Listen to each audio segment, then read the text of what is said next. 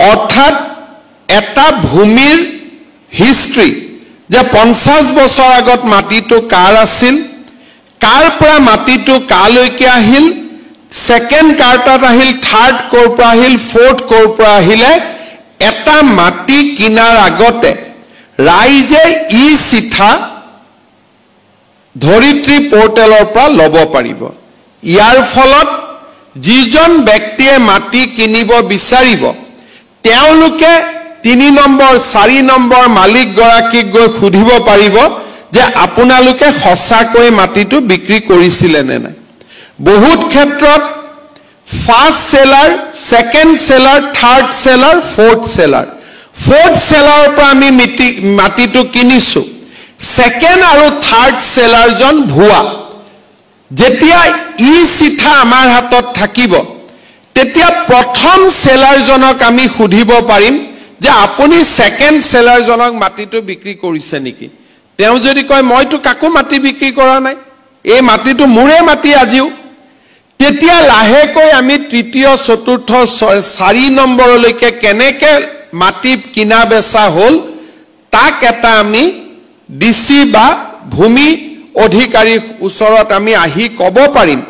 আৰু আমাৰ যিটো ল্যান্ড ৰেকৰ্ড মেনিপুলেশ্যন হয় মেনুৱেল সিস্টেমৰ কাৰণে এই গোটেই ব্যৱস্থাটো ই চিঠাৰ জৰিয়তে আমি ইয়াক ৰোধ কৰিবলৈ সক্ষম হ'ম। বিকজ যিকোনো কৰ্পোৰেটে মাটি কিনাৰ আগতে তেওঁলোকে ল্যান্ড মাটি টুকুৰাৰ হিষ্ট্ৰী চাই, কিন্তু সাধাৰণ মানুহে মাটি কিনাৰ আগতে বৰ্তমান মাটিটো কাৰ হাতত আছে তাকে চাই মাটিটো লেনদেন কৰে।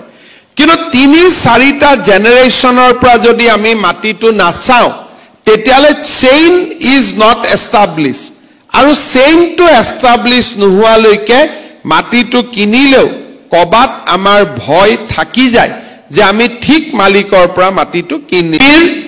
হিষ্ট্ৰী যে 50 বছৰ আগত মাটিটো কাৰ আছিল, কাৰ পৰা মাটিটো কালৈকে আহিল, সেকেন্ড কাৰ্টাত আহিল, থাৰ্ড কৰ পৰা আহিল, ফোৰ্থ কৰ পৰা আহিলে, এটা মাটি কিনাৰ আগতে ৰাইজে ই চিঠা ধৰিত্ৰী পোৰ্টেলৰ পৰা ল'ব পাৰিব।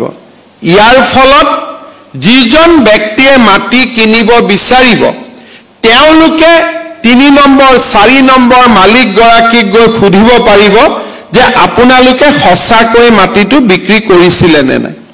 বহুত ক্ষেত্ৰত first cellar, second cellar, third cellar, fourth cellar, fourth সেলাৰৰ পৰা আমি মাটিটো কিনিছো, সেকেন্ড আৰু থাৰ্ড সেলাৰজন ভুৱা।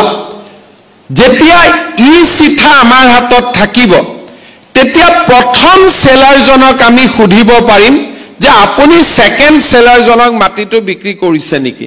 তেওঁ যদি কয় মইতো কাকো মাটি বিক্ৰী কৰা নাই, এই মাটিটো মোৰে মাটি আজিও, তেতিয়া লাহেকৈ আমি তৃতীয়, চতুৰ্থ, 4 নম্বৰলৈকে কেনেকে মাটি কিনা বেচা হ'ল তাক এটা আমি ডিসি বা ভূমি অধিকাৰীৰ ওচৰত আমি আহি ক'ব পাৰিম। আৰু আমাৰ যিটো ল্যান্ড ৰেকৰ্ড মেনিপুলেশ্যন হয় মেনুৱেল সিস্টেমৰ কাৰণে এই গোটেই ব্যৱস্থাটো ই চিঠাৰ জৰিয়তে আমি ইয়াক ৰোধ কৰিবলৈ সক্ষম হ'ম। বিকজ যিকোনো কৰ্পোৰেটে মাটি কিনাৰ আগতে তেওঁলোকে ল্যান্ড মাটি টুকুৰাৰ হিষ্ট্ৰী চাই, কিন্তু সাধাৰণ মানুহে মাটি কিনাৰ আগতে বৰ্তমান মাটিটো কাৰ হাতত আছে তাকে চাই মাটিটো লেনদেন কৰে। কিন্তু 3-4টা জেনাৰেশনৰ পৰা যদি আমি মাটিটো নাচাওঁ তেতিয়ালে চেইন ইজ নট এস্টাব্লিশ, আৰু চেইনটো এস্টাব্লিশ নোহোৱালৈকে